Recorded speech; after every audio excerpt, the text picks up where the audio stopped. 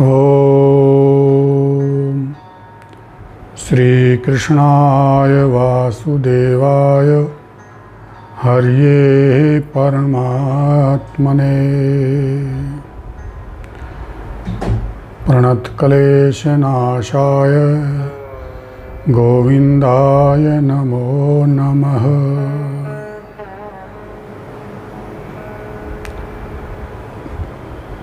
धर्म के प्रति आस्थावान मेरे प्रिय आत्मन, आप सभी को मेरा सादर प्रणाम।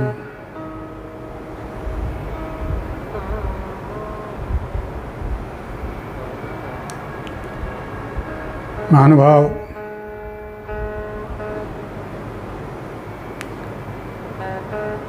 महाभारत के युद्ध में दोनों ओर की सेनाएं आमने सामने खड़ी हुई हैं। दुर्योधन आचार्य द्रोण के पास जाकर पांडव सेना के महारथियों को देखने के लिए कहता है और फिर उनके नाम आचार्य द्रोण को बताकर फिर अपनी अपनी सेना के मुख्य महारथियों के नाम उन्हें बताता है।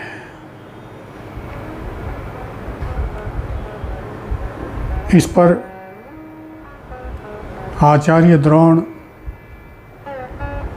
चुप ही रहे, जिससे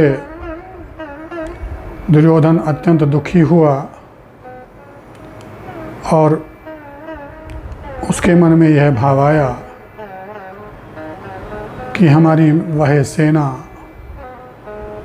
पांडवों पर विजय करने में असमर्थ है, अपर्याप्त है, जबकि पांडवों की यह सेना हमें जीतने में समर्थ है और पर्याप्त भी है। पितामह भीष्म ने देखा कि दुर्योधन सर्वथा हताश हो गया है, इसलिए दुर्योधन का उत्साहवर्धन करने के लिए एवं उसके हृदय में हर्ष उत्पन्न करने के लिए पितामह भीष्म ने बड़े जोर से शंख बजाया। यद्यपि भीष्म जी ने युद्ध की घोषणा करने के लिए शंख नहीं बजाया था, फिर भी कौरव सेना ने इसे युद्ध की घोषणा ही समझ लिया। इसके पश्चात कौरव सेना के शंख, भेरी, ढोल, मृदंग और नरसिंगे आदि बाजे एक साथ बज उठे। कौरव सेना के शंख आदि बजने के पश्चात पांडव सेना के महारथियों ने भी अपने अपने शंखों को बजाया, जिसका भयंकर शोरगुल सुनकर अन्यायपूर्वक राज्य हड़पने वाले कौरव पक्ष के राजाओं के हृदय विदीर्ण हो गए। इसके पश्चात अर्जुन ने कौरव पक्ष के महारथियों को व्यवस्थित रूप से खड़े देखकर अपना गांडीव धनुष उठा लिया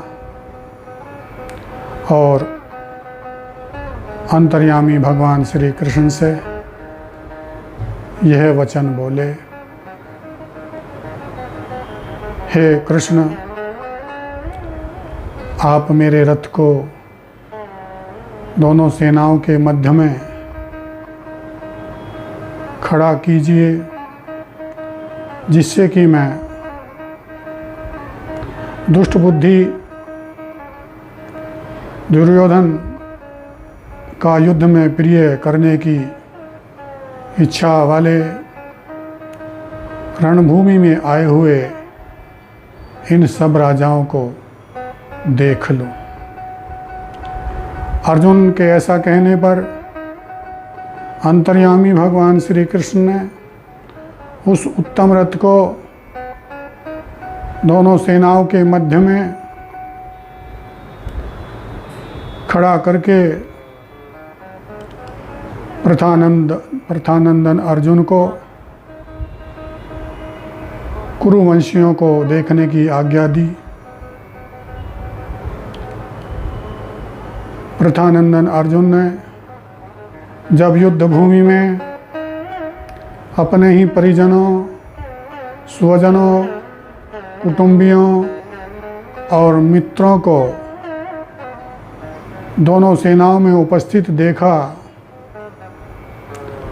तो उनके मरने के भय से वह मोहग्रस्त हो गया और मोह के कारण फिर कायरता को प्राप्त होकर भगवान श्री कृष्ण से यह बोला, हे कृष्ण,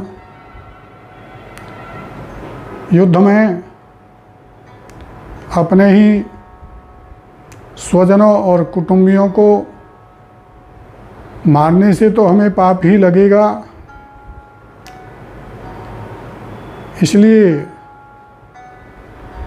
वह युद्ध में अपने कुल का नाश होने से होने वाली अनर्थ परंपरा का वर्णन करता है और युद्ध करने को सर्वथा अनुचित बताता है। फिर 46वें श्लोक में कहता है कि हे कृष्ण, यदि ये धृतराष्ट्र के पक्षपाती लोग हाथों में शस्त्र लेकर मुझ सामना न करने वाले तथा शस्त्र रहित को मार भी डालें तो भी वह मेरे लिए हितकारक होगा। इस प्रकार शोकाकुल मन वाले वह अर्जुन बाण सहित धनुष का त्याग करके युद्ध भूमि में रथ के मध्य भाग में बैठ गए। अर्जुन की इस दशा का वर्णन करते हुए संजय दूसरे अध्याय का विषय प्रारंभ करते हैं, जिसका नाम है सांख्य योग अर्थात ज्ञान योग। इस अध्याय में कुल 72 श्लोक हैं। इस अध्याय का विषय प्रारंभ करते हुए संजय बोले, संजय उवाच तं तथा कृपयाविष्टम् अश्रुपूर्णाकुलेक्षणं विषीदन्तम् इदं वाक्यम् उवाच मधुसूदन। विषाद करते हुए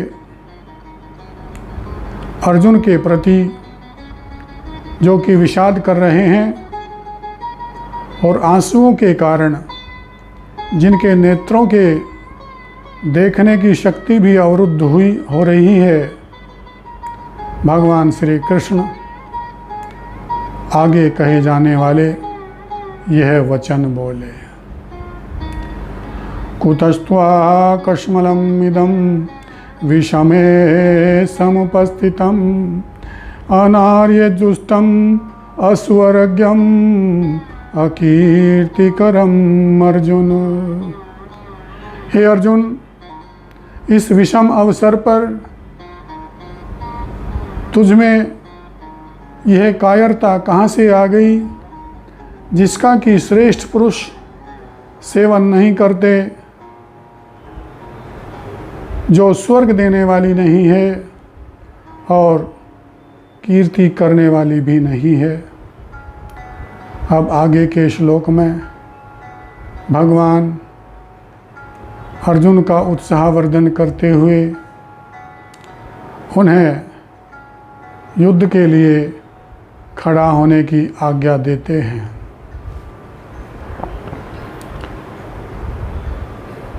कलैव्यमास्मगमे नैतत्त्वयि उपपद्यते क्षुद्रं हृदय दौर्बल्यं त्यक्त्वा उत्तिष्ठ परंतप।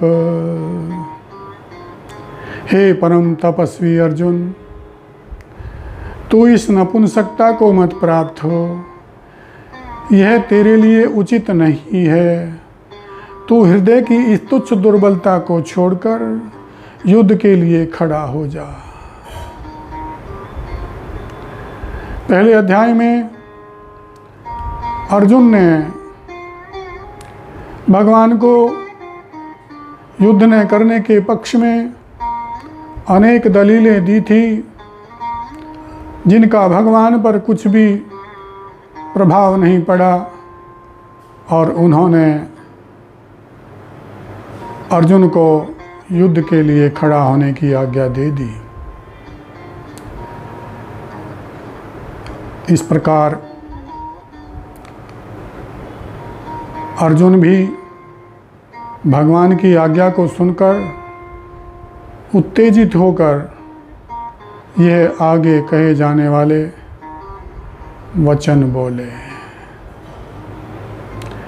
कथं भीष्मं अहं संख्ये द्रोणं च मधुसूदन इषुभिः प्रतियोत्स्यामि पूजार्हा वरिसूदन।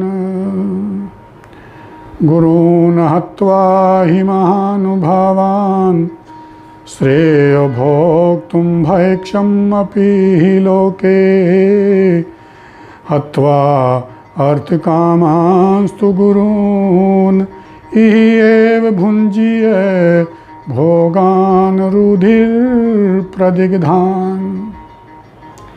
हे मधुसूदन, पितामह भीष्म और आचार्य द्रोण के साथ मैं बाणों से कैसे युद्ध करूं, ये दोनों ही मेरे लिए पूज्य हैं। इन गुरुजनों को, इन महानुभावों को न मारकर मैं इस लोक में भिक्षा का अन्न खाना भी श्रेष्ठ समझता हूँ। और हे अरिसूदन, इन गुरुजनों को, इन परिजनों को मारकर हम रक्त से सने हुए और धन की मुख्यता वाले भोगों को ही तो भोगेंगे। भगवान के वचनों में ऐसी विलक्षणता है कि वह अर्जुन के भीतर अपना प्रभाव छोड़ते जा रहे हैं। इसलिए अर्जुन को अपने निर्णय पर संदेह होता जा रहा है। इसका वर्णन भगवान आगे के 2 श्लोकों में करते हैं। न चैतद्विदं कत्रन्नो गरियो यद्वा जयेम यदि वा नो जयेयो याने हत्वा न जिजीविषामस्ते अवस्थिता प्रमुखे धार्तराष्ट्रः कार्पण्यदोषो अपहत स्वभाव पृच्छामि त्वां धर्म सम्मूढचेता यच्छ्रेयः तयोरेकं स्यान्निश्चितं ब्रूहि तन्मे शिष्यस्तेऽहं शाधि मां त्वां प्रपन्नम। हे कृष्ण, हम तो यह भी नहीं जानते कि हमारे लिए युद्ध करना ठीक है अथवा युद्ध न करना ठीक है, और हम यह भी नहीं जानते कि युद्ध में वे हमें जीतेंगे अथवा हम उन्हें जीतेंगे। और हे कृष्ण, जिनको मारकर हम जीवित रहना भी नहीं चाहते, वे ही सब हमारे कुटुंबीजन युद्ध भूमि में यहाँ खड़े हुए हैं। हे कृष्ण, कायरता रूप दोष से तिरस्कृत स्वभाव वाला और धर्म के विषय में मूढ़ अंतःकरण वाला मैं आपसे ही पूछता हूँ कि जो मेरे लिए निश्चित रूप से कल्याणकारक हो, वही एक बात मुझसे कहिए। मैं आपके शरण हूँ, मैं आपका शिष्य हूँ, आप मुझे शिक्षा दीजिए। भगवान के शरण तो हो जाते हैं अर्जुन, परंतु उनके मन में यह भाव है कि मैं अपने हृदय के भावों को भगवान के सामने ठीक तरह से नहीं रख पाया हूँ, इसलिए वह आगे के श्लोक में युद्ध न करने के पक्ष में तर्क देते हुए बोले।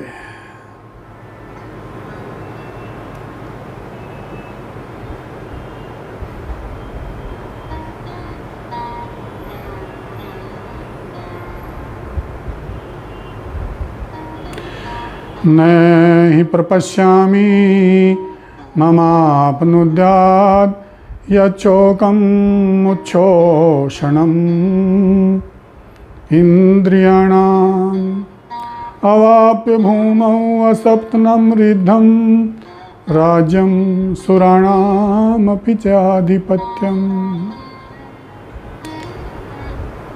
अर्जुन बोले, हे कृष्ण, यदि संपूर्ण पृथ्वी का धन धान्य से संपन्न और निष्कंटक राज्य भी मिलता हो और देवताओं का आधिपत्य भी मिलता हो, फिर भी इंद्रियों को सुखाने वाला मेरा जो यह शोक है वह दूर हो जाए, ऐसा मैं देखता हूँ, नहीं देखता हूँ।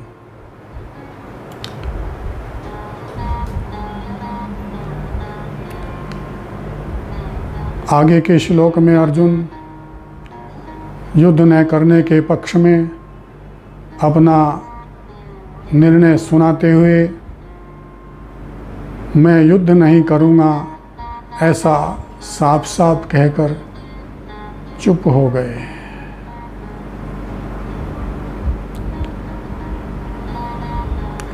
एवं उक्त्वा हर्षिकेशं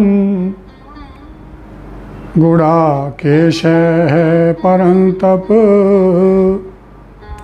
नयोत्सैति गोविन्दम् उक्त्वा तूष्णीं बभूवः।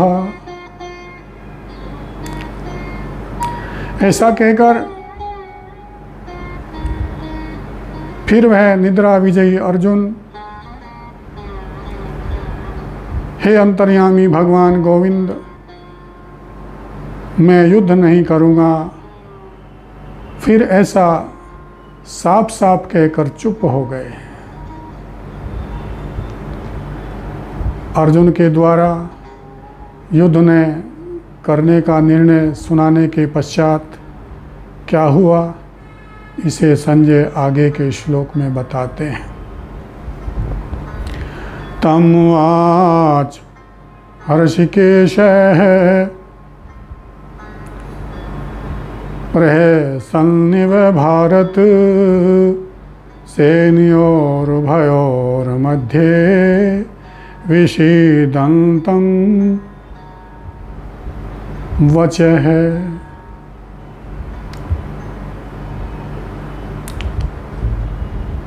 दोनों सेनाओं के मध्य उपस्थित विषाद करते हुए अर्जुन के प्रति कुछ हंसते हुए से भगवान यह बोले।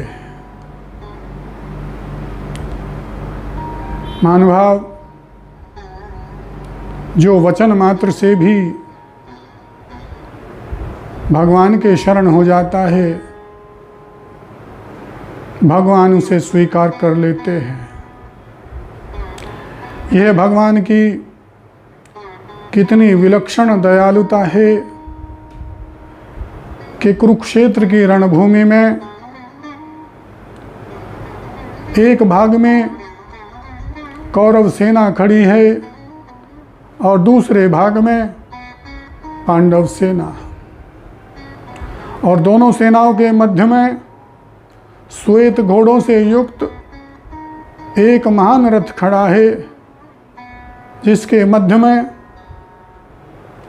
अर्जुन बैठे हुए हैं तथा एक भाग में भगवान श्री कृष्ण खड़े हुए हैं। अर्जुन को निमित्त बनाकर मनुष्य मात्र का कल्याण करने के लिए भगवान सर्वप्रथम शरीर और जीवात्मा के विभाग का वर्णन करते हैं। अर्जुन से कहते हैं,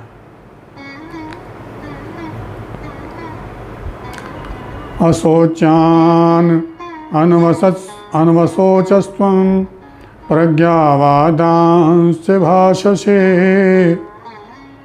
गतासून अगतासूनश्च नानुशोचन्ति पंडितः।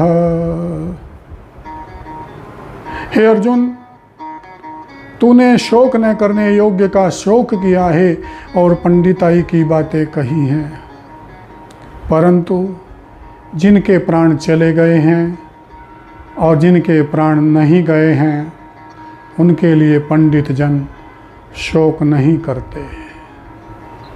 शोक क्यों नहीं करते, इसे भगवान आगे के 2 श्लोकों में बताते हैं।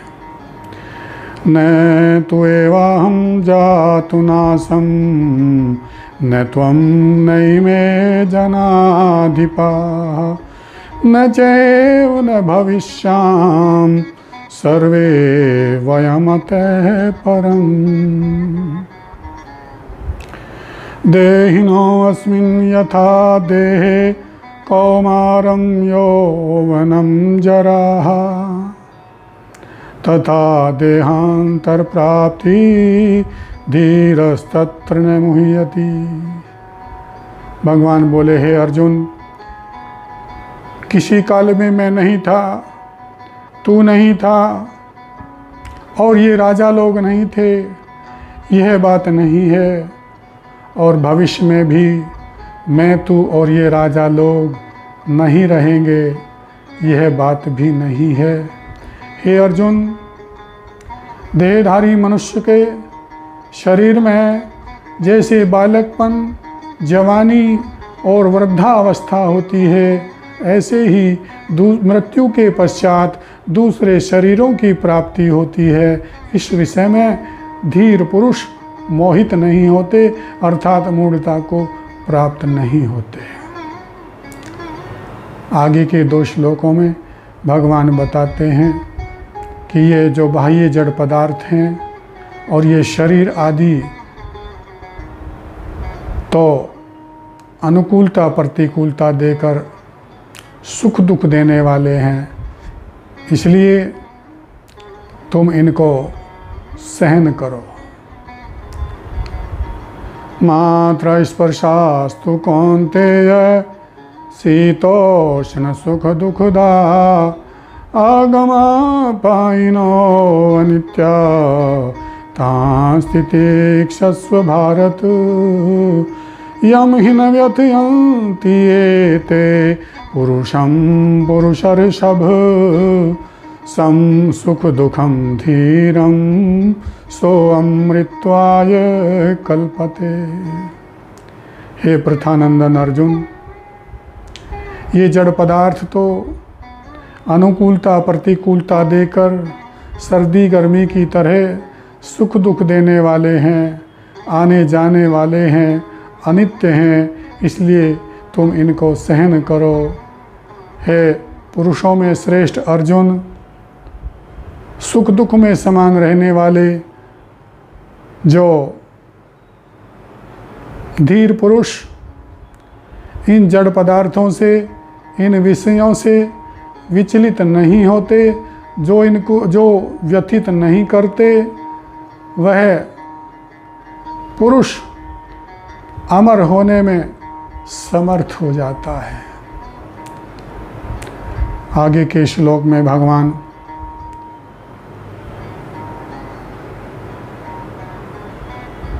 भाव और अभाव की दृष्टि से जीवात्मा और शरीर का वर्णन करते हैं।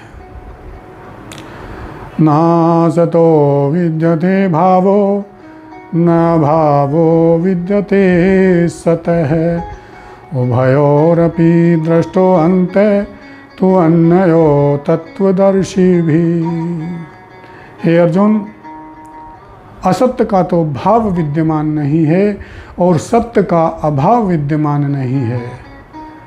तत्वदर्शी महापुरुषों ने इन दोनों का ही तत्व अनुभव किया है। अब आगे के श्लोकों में भगवान शरीरी की अर्थात जीवात्मा की निर्विकारता का वर्णन करते हैं। अविनाशी तु तद्विद्धि येन सर्वम् इदं ततं विनाशम् अव्यस्य अस्य न कश्चित् कर्तुम् अर्हति अन्तवन्ति मे देहा नित्यस्य उक्ताः शरीरिणः अनाशिनो अप्रमेयस्य तस्मात् युद्धस्व भारत। हे भरतवंशी अर्जुन, अविनाशी जीवात्मा तो तू उसको जान जिससे ये संपूर्ण जगत व्याप्त है। उस अविनाशी तत्व का विनाश कोई कर ही नहीं सकता। और हे अर्जुन, अविनाशी अप्रमेय जीवात्मा के ये देह निसंदेह अंत वाले कहे गए हैं, इसलिए तुम निश्चिंत होकर युद्ध करो। आगे के श्लोक में भगवान न तो जीवात्मा मरता है और न जीवात्मा के द्वारा कोई मारा जाता है, इस कथन की पुष्टि करते हैं। येनं वेत्ति हन्तारं यस्य एनं मन्यते हतम् उभौ तौ न विजानितो नायं हन्ति न हन्यते न जायते म्रियते वा कदाचिन्नायं भूत्वा भविता वा न भूय अजो नित्य शाश्वतो अयं पुराणो न हन्यते हन्यमाने शरीरे। भगवान बोले, हे अर्जुन, यह जीवात्मा न तो मरता है और न किसी के द्वारा मारा जाता है।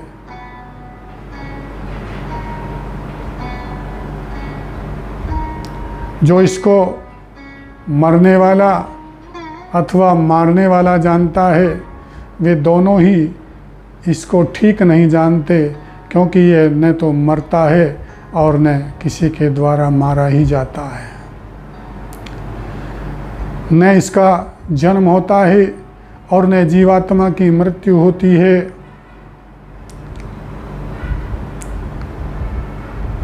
और यह पैदा होकर के फिर होने वाला नहीं है। यह अजन्मा, नित्य, शाश्वत और अनादि है।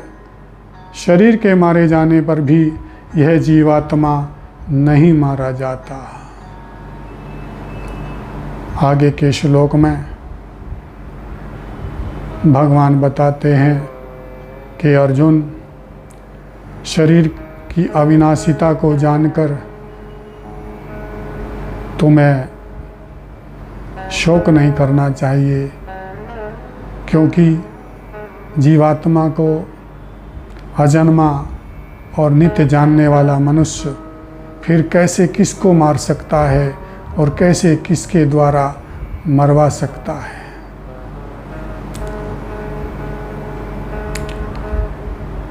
वेद विनाशम नित्यम येनम अजम अव्ययम कथम से पुरुष पार्थ कम घातयति हंतिकम। हे प्रथानंदन अर्जुन, इस जीवात्मा की अविनाशिता को जानने वाला मनुष्य जो इसको अजन्मा, नित्य और अव्यय जान लेता है, फिर वह कैसे किसको मारे और कैसे किसको मरवाए। आगे के श्लोक में भगवान कपड़े का दृष्टांत देकर जीवात्मा के अविनाशी होने की पुष्टि करते हैं। वासांसि जीर्णानि यथा विहाय नवानि गृह्णानि नरो अपराणि तथा शरीराणि विहाय जीर्णानि अन्यानि संयाति नवानि देहि। हे अर्जुन, जैसे मनुष्य पुराने कपड़ों को छोड़कर फिर नए कपड़े धारण कर लेता है, उसी प्रकार यह जीवात्मा भी पुराने और जीर्ण शरीरों को छोड़कर फिर नए शरीरों में चला जाता है।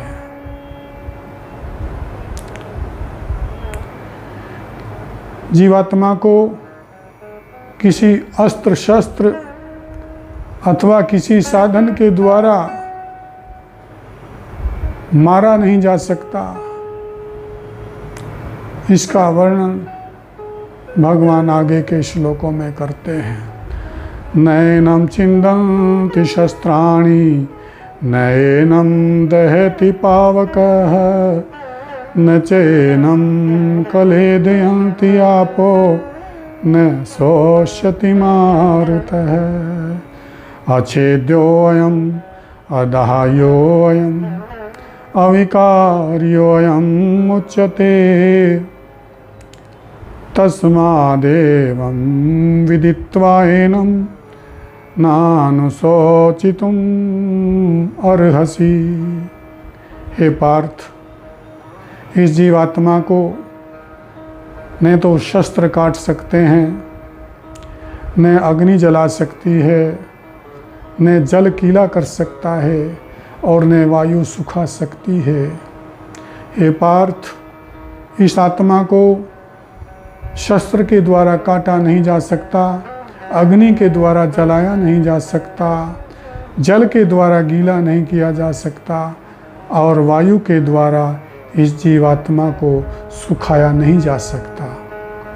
ये जीवात्मा अव्यक्त, अचिंत और निर्विकारी है, इसलिए इसको इस प्रकार जानकर तुम्हें शोक नहीं होना चाहिए।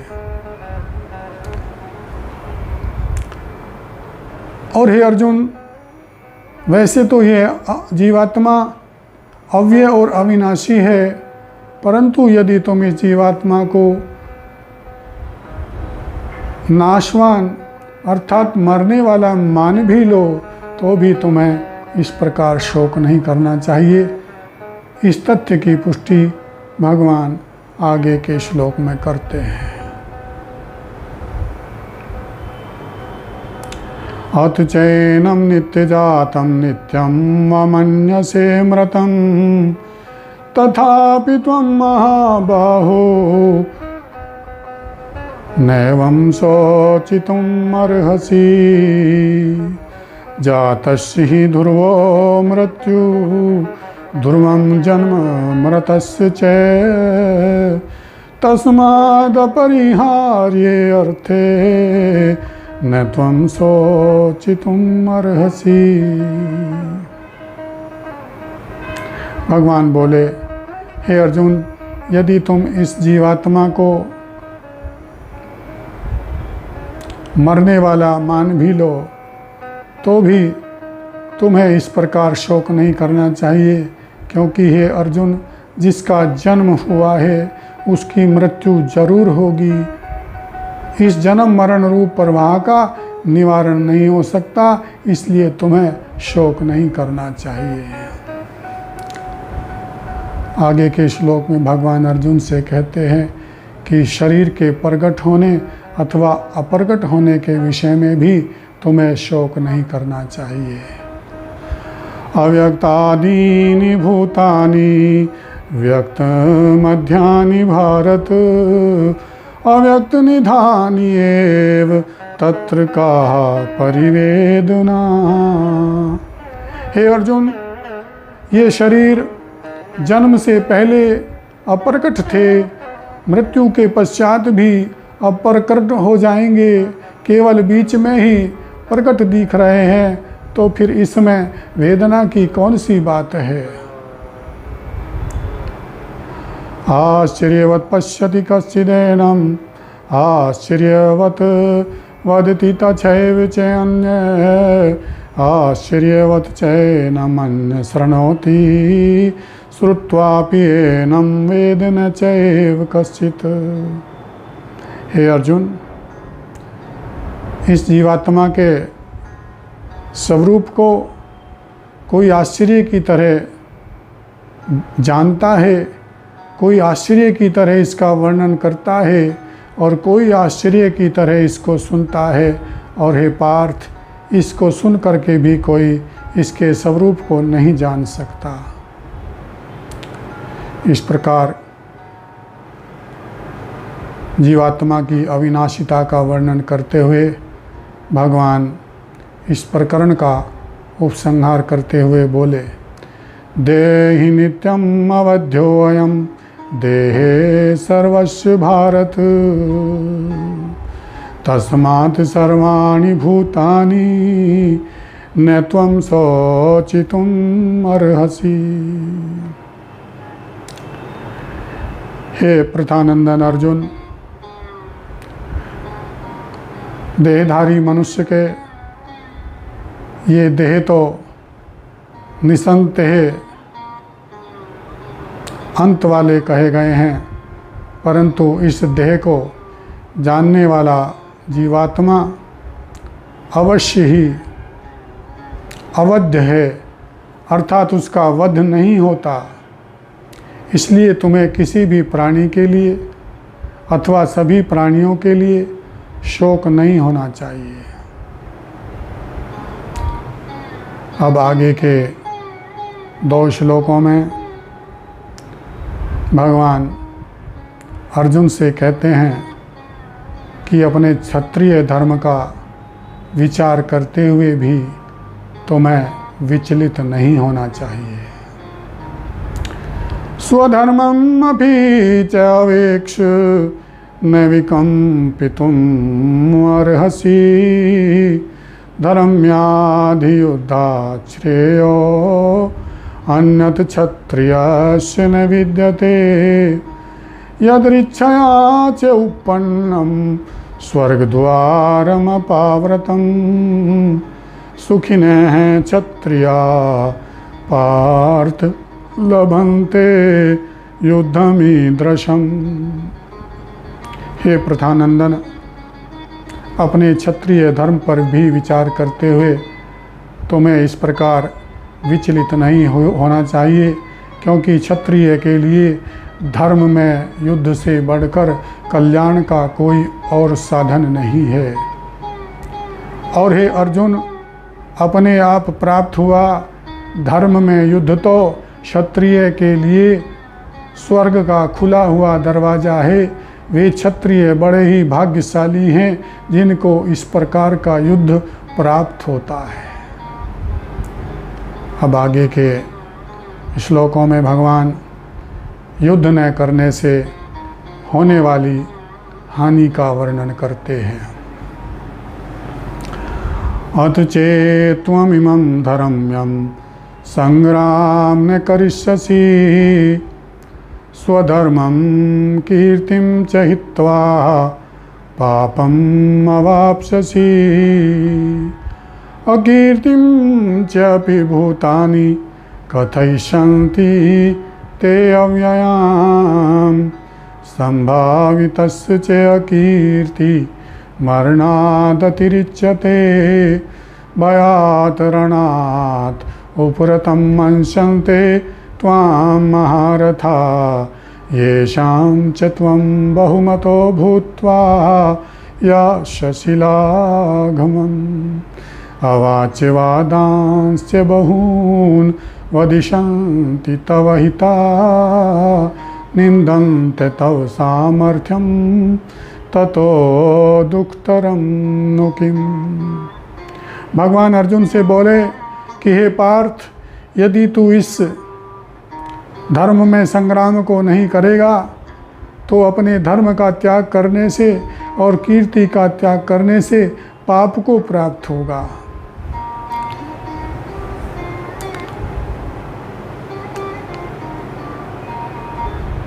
बहुत से लोग तेरी सदा रहने वाली उस अपकीर्ति का फिर कथन करेंगे और सम्मानित मनुष्य के लिए वह अपकीर्ति मृत्यु से भी अधिक दुखदायी होती है। और हे अर्जुन, जिनकी दृष्टि में तू बहुमान्य हो चुका है, उन महारथियों की दृष्टि में तू लघुता को प्राप्त हो जाएगा और तेरे शत्रु लोग तुझे युद्ध से हटा हुआ मानेंगे। तेरे शत्रु लोग तेरे लिए न कहने योग्य वचन भी कहेंगे और तेरी सामर्थ्य की निंदा करेंगे। तेरे लिए दुख की इससे बढ़कर और कौन सी बात होगी। आगे के श्लोकों में भगवान अर्जुन को युद्ध से होने वाले लाभ का वर्णन करते हैं। हतो वा प्राप्स्यसि स्वर्गं जित्वा वा भोक्ष्यसे महीम् तस्मादुत्तिष्ठ कौन्तेय युद्धाय कृतनिश्चय सुख दुखे समे कृत्वा लाभलाभौ जय अजयौ ततो युद्धाय युज्यस्व। में समता की प्राप्ति का क्या साधन है, इसे भगवान आगे के श्लोक में बताते हैं। व्यवसायात्मिका बुद्धिर एके कुरु नंदन बहुशाखा हि अनंताश्च बुद्धयो अव्यवसायिनाम्। हे कुरुश्रेष्ठ अर्जुन, समता की प्राप्ति के विषय में एक निश्चय वाली बुद्धि एक ही होती है, परंतु जिनका एक निश्चय नहीं होता, ऐसे मनुष्यों की बुद्धियाँ अनंत और अनेक शाखाओं वाली होती हैं। जिनका एक निश्चय नहीं होता, उनकी बुद्धियाँ अनेक क्यों होती हैं, इसे भगवान आगे के 3 श्लोकों में बताते हैं।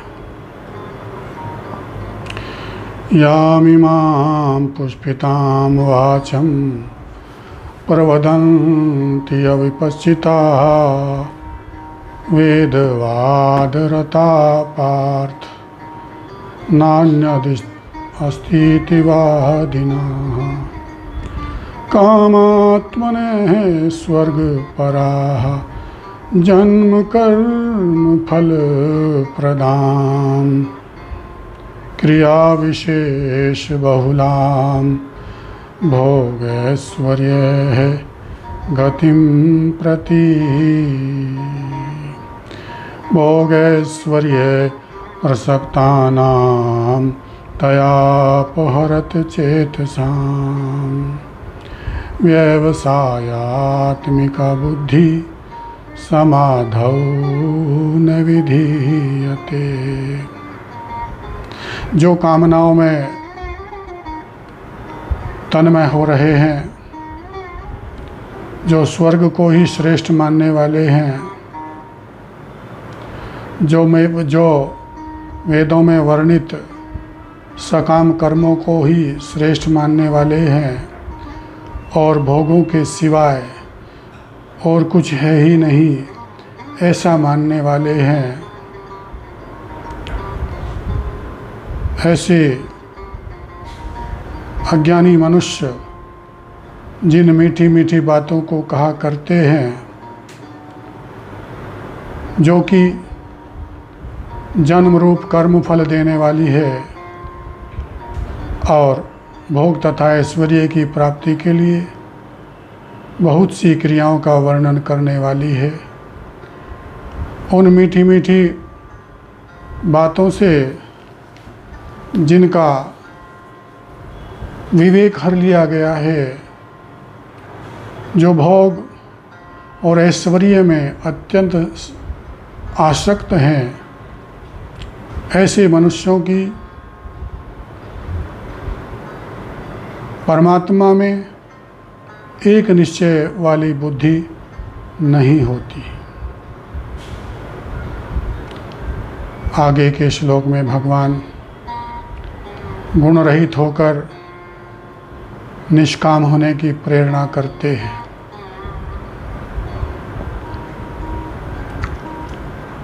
त्रैगुण्य विषया वेदा निस्त्रैगुण्यो भवार्जुन निर्द्वन्द्वो नित्यसत्वस्थो निर्योगक्षेम यतात्मवान। हे अर्जुन, वेद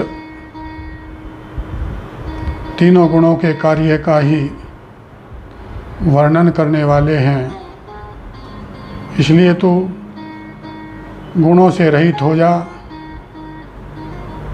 द्वंद्वों से रहित हो जा, नित्य निरंतर रहने वाले परमात्मा में स्थित हो जा।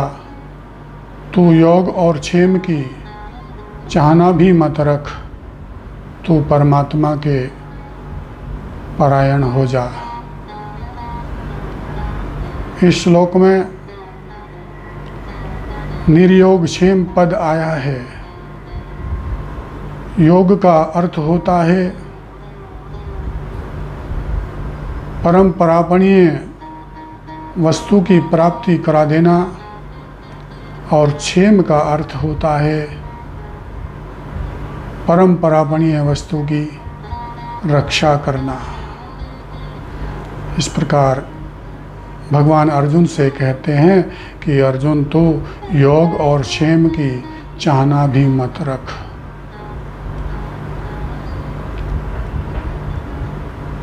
निर्द्वंद्व होने से ज्ञानी साधक की क्या स्थिति होती है, इसे भगवान आगे के श्लोक में बताते हैं। यावान अर्थोदपाने सर्वतः संपलुतोदके तावान् सर्वेषु वेदेषु ब्राह्मणस्य विजानीतः। हे अर्जुन, जैसे चारों ओर से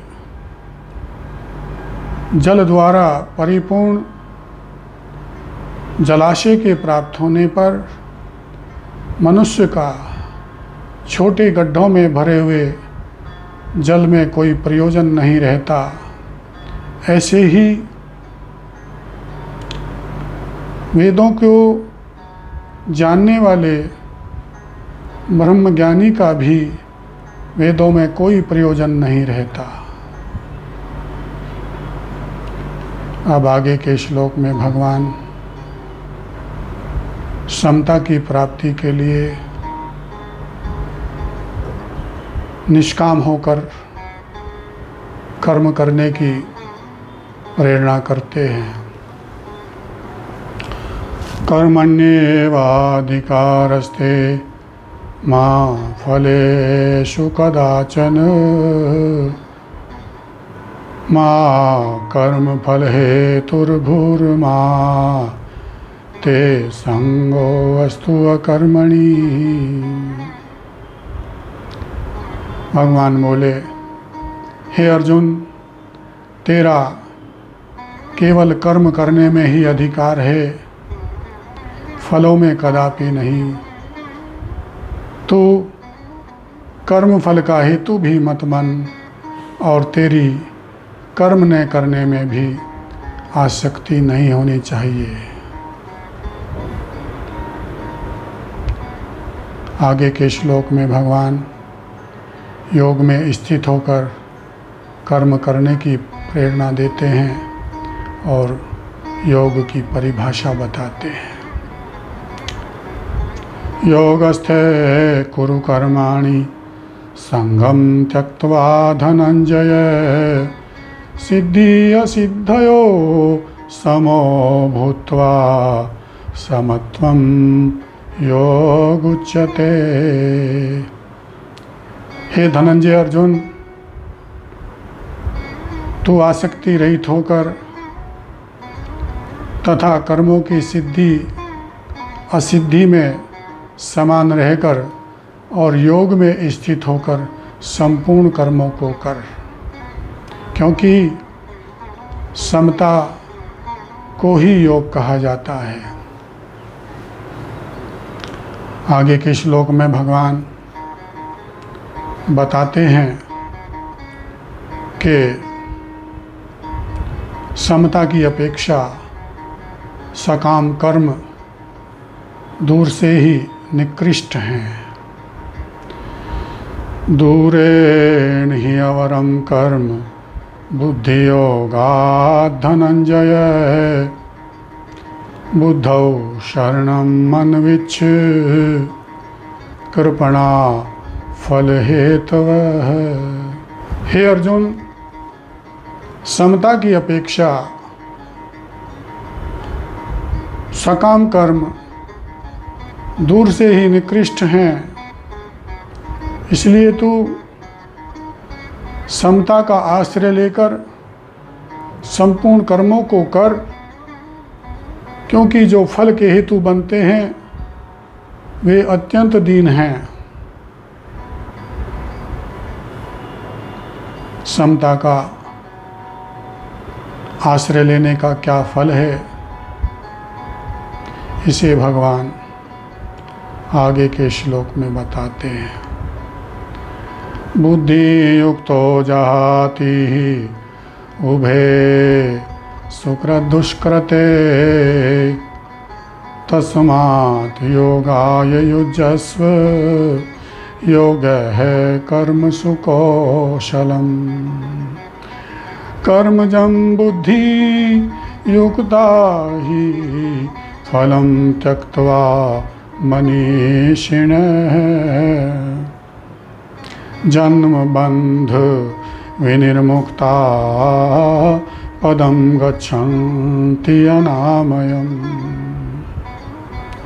हे अर्जुन, समता से युक्त मनुष्य यहाँ जीवित अवस्था में ही शुभ और अशुभ कर्मों का भली भांति त्याग कर देता है।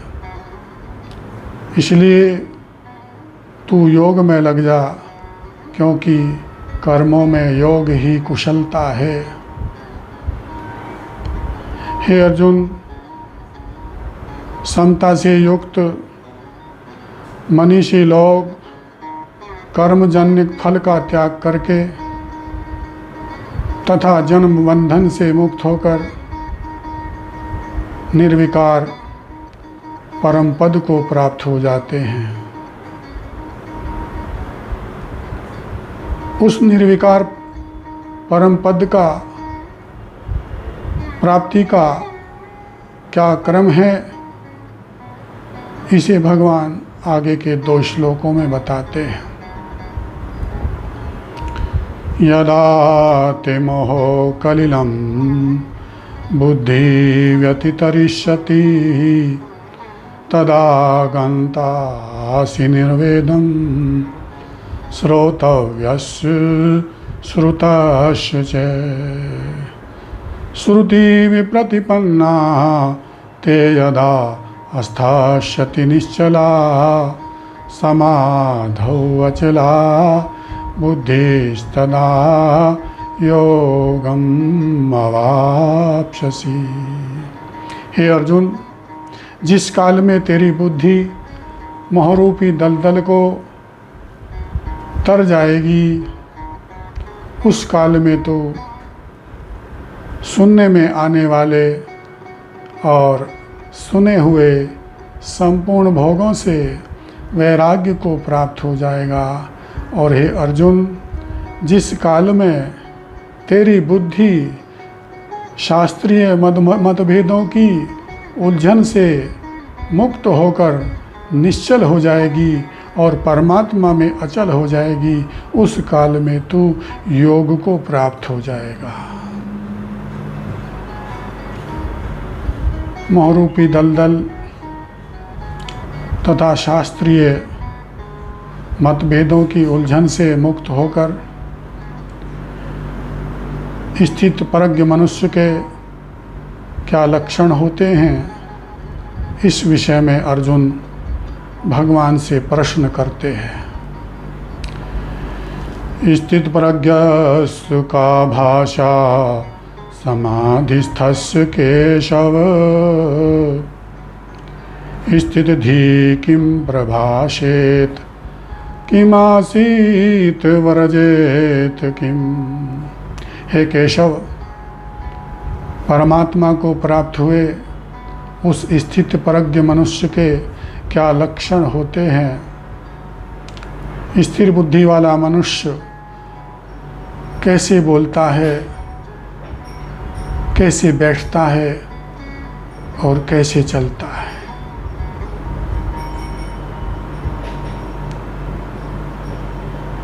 स्थित प्रज्ञ के क्या लक्षण हैं, इसका उत्तर भगवान आगे के श्लोक में देते हैं।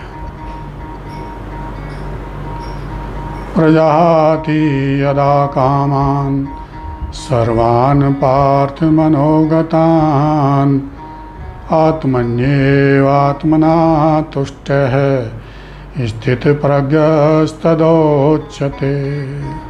हे पार्थ, जिस काल में मनुष्य मन में आई हुई संपूर्ण कामनाओं का भली भांति त्याग कर देता है और अपने आप से अपने आप में ही संतुष्ट रहता है, उस काल में उसे स्थित प्रज्ञ कहा जाता है। अब आगे के श्लोक में स्थित प्रज्ञ कैसे बोलता है, इस प्रश्न का उत्तर भगवान देते हैं। यहाँ पर स्थित प्रज्ञ कैसे बोलता है, इसका अर्थ है कि स्थित प्रज्ञ मनुष्य किस प्रकार कर्म करता है अर्थात उसके कर्म करने की शैली क्या है, भगवान स्थित प्रज्ञ मनुष्य के कर्म करने की शैली को बताते हुए कहते हैं, दुखेषु अनुद्विग्नमना सुखेषु विगतिस्पृहा वीतराग भय क्रोधः स्थित धीर मुनिरुच्यते। यह सर्वत्र न विस्नेह तत्तत् प्राप्य शुभाशुभम न अभिनंदति न द्वेष्टि तस्य प्रज्ञा प्रतिष्ठिता।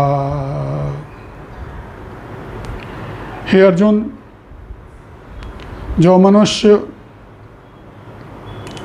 दुखों की प्राप्ति होने पर उद्विग्न नहीं होता और सुखों की प्राप्ति होने पर उनमें स्पृहा नहीं करता, ऐसा राग भय और क्रोध से रहित हुआ वह मनुष्य स्थिर बुद्धि वाला कहा जाता है।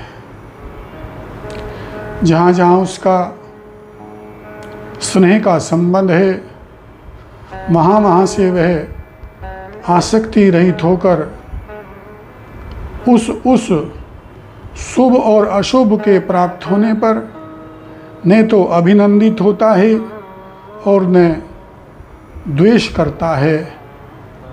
उसकी बुद्धि स्थिर कही जाती है।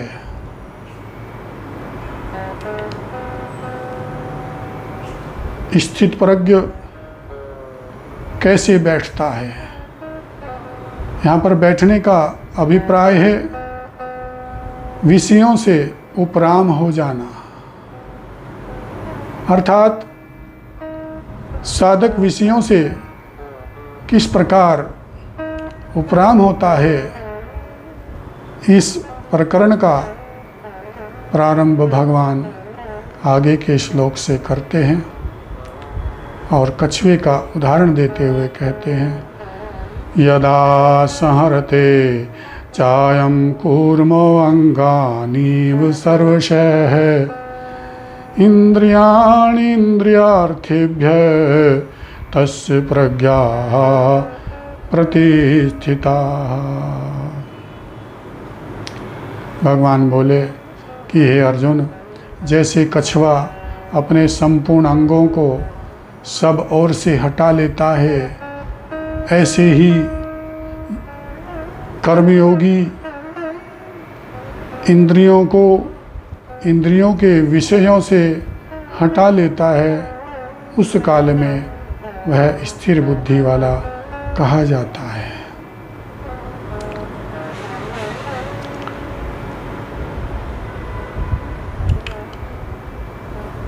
इंद्रियों का विषयों से हट जाना ही स्थित प्रज्ञ का लक्षण नहीं है। इसे भगवान आगे के श्लोक में बताते हैं। विषया विनिवर्तन्ते निराहारस्य देहिनः रसवर्जं रसोऽपि यस्य परम दृष्ट्वा निवर्तते।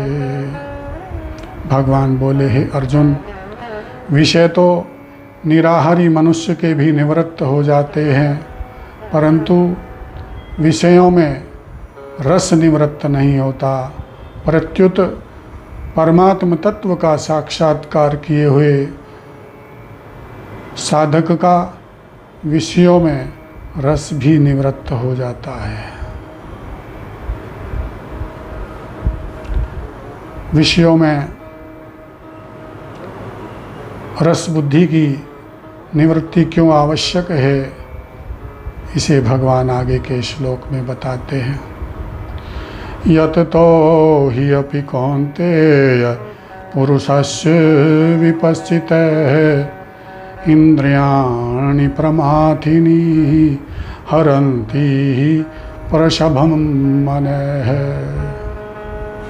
भगवान बोले कि हे कौन्तेय, यतन करते हुए विद्वान पुरुष की भी प्रयत्नशील प्रमथनशील इंद्रियां उसके मन को बलपूर्वक हर लेती हैं।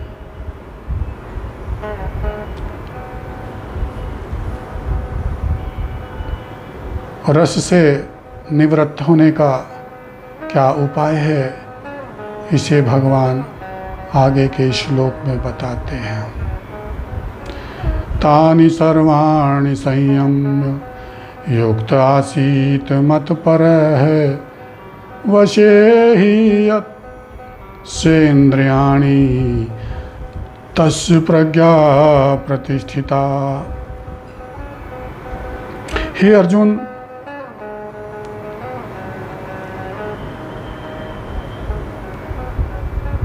जो मनुष्य इंद्रियों के को सर्वथा अपने वश में करके तथा मेरे परायण होकर संपूर्ण कर्मों को करता है, उस युक्त पुरुष की बुद्धि स्थिर कही जाती है। विषयों का चिंतन मात्र करने से मनुष्य का पतन हो जाता है। इसे भगवान आगे के 2 श्लोकों में बताते हैं। ध्यायतो विषयान पुंसः संगस्ते सुपजायते संगात संजायते कामः कामाद क्रोधो अभिजायते क्रोधाद भवति सम्मोहः सम्मोहाद स्मृति विभ्रमः स्मृतिभ्रंशात् बुद्धिनाशो बुद्धिनाशात् प्रणश्यति। हे अर्जुन, विषयों का चिंतन मात्र करने से मनुष्य का उन विषयों में आसक्ति पैदा हो जाती है। आसक्ति से कामना पैदा होती है और कामना में बाधा लगने पर क्रोध पैदा होता है। क्रोध से सम्मोह पैदा होता है और सम्मोह से स्मृति भ्रंश हो जाता है और स्मृति भ्रंश होने से बुद्धि का नाश हो जाता है और बुद्धि का नाश होने से मनुष्य का पतन हो जाता है। स्थित प्रज्ञ कैसे चलता है, यहाँ पर चलने का अर्थ है उसका चाल चलन कैसा है, उसका व्यवहार कैसा है। इसे भगवान आगे के 2 श्लोकों में बताते हैं। राग द्वेष वियुक्तैस्तु विषयान् इन्द्रियैश्चरन् आत्मवश्यै विधेयात्मा प्रसादम् अधिगच्छति। प्रसादे सर्वदुःखानां हानिरसुपजायते प्रसन्न चेतसो हि आसु बुद्धि पर्यवतिष्ठते। भगवान बोले कि हे अर्जुन, वशीभूत अंतःकरण वाला साधक राग द्वेष से रहित होकर वश में की हुई इंद्रियों के द्वारा विषयों का सेवन करता हुआ भी अंतःकरण की निर्मलता को प्राप्त हो जाता है। और हे पार्थ, अंतःकरण की निर्मलता प्राप्त होने पर उसके संपूर्ण दुखों का नाश हो जाता है और वह शुद्ध चित्त वाला योगी फिर शीघ्र ही परमात्मा में प्रतिष्ठित हो जाता है।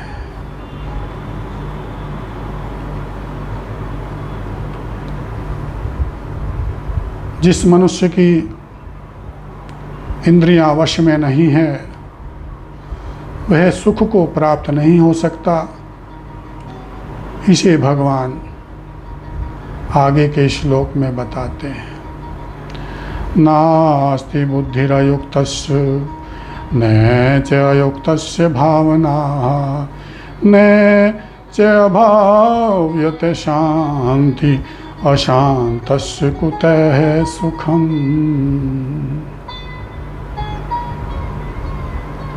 भगवान बोले कि हे अर्जुन,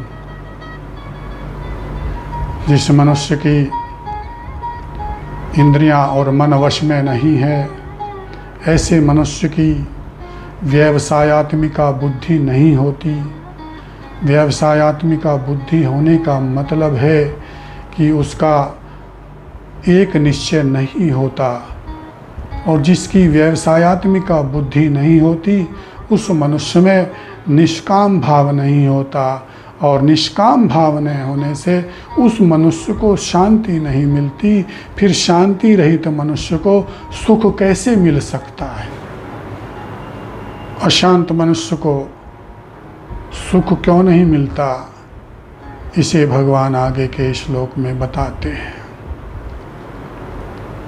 इंद्रियाणाम हि चरताम यद्मनो अनुविधीयते तदस्य हरति प्रज्ञाम वायुर्नावमिवं भसी। अपने अपने विषयों में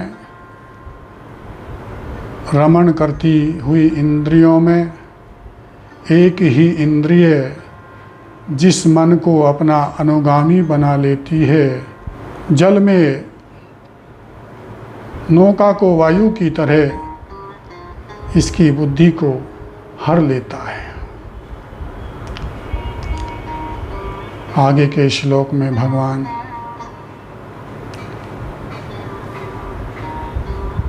इंद्रिय संयम का क्या फल होता है यह बताते हैं। तस्मात् यस्य महाबाहो निगृहीतानि सर्वशः इंद्रियाणि इंद्रियार्थेभ्यः तस्य प्रज्ञा प्रतिष्ठिता।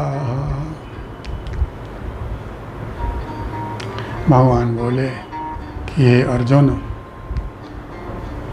जिस मनुष्य की संपूर्ण इंद्रियों के विषयों से सर्वथा संयमित की हुई हैं, ऐसा मनुष्य स्थिर बुद्धि वाला कहा जाता है।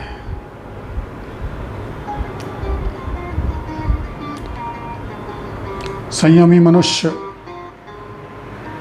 और साधारण मनुष्य में क्या अंतर है, इसे भगवान आगे के श्लोक में बताते हैं। या निशा सर्वभूतानां तस्यां जागर्ति संयमी यस्यां जागृति भूतानि सा निशा पश्यतो मुने। हे अर्जुन,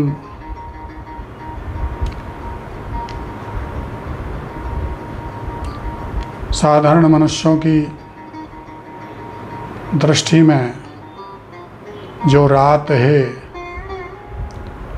उसमें संयमी मनुष्य जागता है, और जिसमें संपूर्ण प्राणी जागते हैं उसमें तत्वदर्शी ज्ञानी जागता है।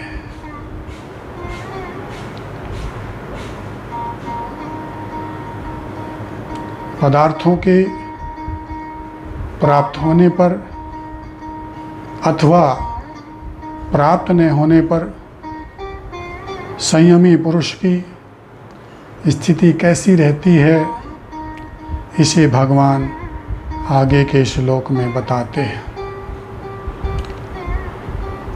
अपूर्यमाणम अचल प्रतिष्ठम समुद्रम माप्य प्रविशन्ति यदवत् तद्वत् कामयं प्रविशन्ति सर्वे स शान्तिमाप्नोति न कामकामी। भगवान कहते हैं कि जैसे संपूर्ण नदियों के जल प्रवाह सब ओर से परिपूर्ण समुद्र में आकर मिलते हैं, परंतु समुद्र अपनी मर्यादा में अचल और स्थिर रहता है, ऐसे ही संपूर्ण पदार्थ जिस संयमी मनुष्य के मन में विकार उत्पन्न किए बिना ही प्राप्त होते हैं, वह संयमी मनुष्य शांति को प्राप्त होता है, भोगों की कामना वाला नहीं। आगे के श्लोक में भगवान स्थित प्रज्ञ मनुष्य कैसे चलता है, अर्थात कैसे व्यवहार करता है, इस प्रसंग का उपसंहार करते हैं।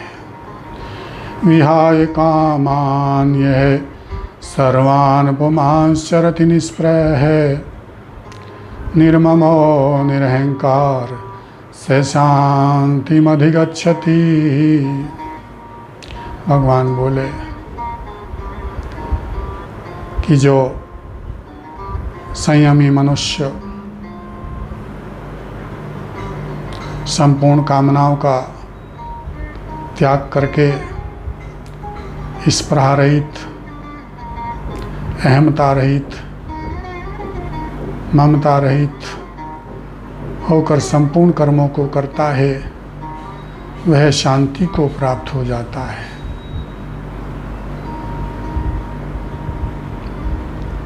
कामना, स्पृहा, अहमता और ममता से मुक्त हुए संयमी मनुष्य की स्थिति कैसी रहती है, इसे भगवान